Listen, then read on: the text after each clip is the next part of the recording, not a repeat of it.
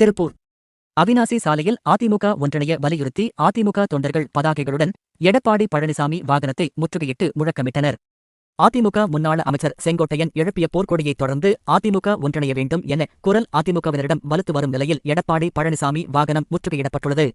தமிழக சட்டப்பேரவை தேர்தல் அடுத்த ஆண்டு நடைபெறவுள்ளதை முன்னிட்டு எதிர்க்கட்சித் தலைவர் எடப்பாடி பழனிசாமி மக்களை காப்போம் தமிழகத்தை மீட்போம் என்ற பெயரில் பிரச்சார சுற்றுப்பயணம் மேற்கொண்டு வருகிறார். அதன்படி திருப்பூர் மாவட்டம் உடுமலையில் பிரசாரம் செய்தார். தொடர்ந்து மடத்துக்குளத்தில் பிரசாரத்தை முடித்துவிட்டு தாராபுரம் வந்தார்.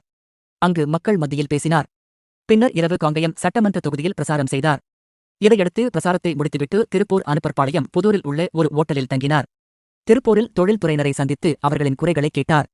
அதைத் தொடர்ந்து Tiruppur PN road Mettupalayam bus நிறுத்தம் பகுதியில் எடப்பாடி பழனிசாமி பிரசாரம் செய்தார்.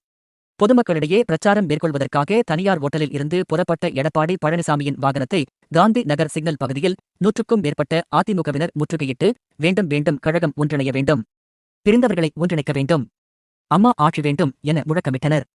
மேலும் திருப்பூரில் அதிமுக கழகம் ஒன்றுபட்டால் உண்டு வாழ்வு, கழகம் ஒன்றுபட வேண்டும் என கோரிக்கைகளை வலியுறுத்தி அதிமுக உண்மை தொண்டர்கள் என வாசகங்கள் அச்சிடப்பட்ட பதாகைகளை ஏந்தியவாறு பேருந்தை மறித்து ஆர்ப்பாட்டத்தில் ஈடுபட்டனர்.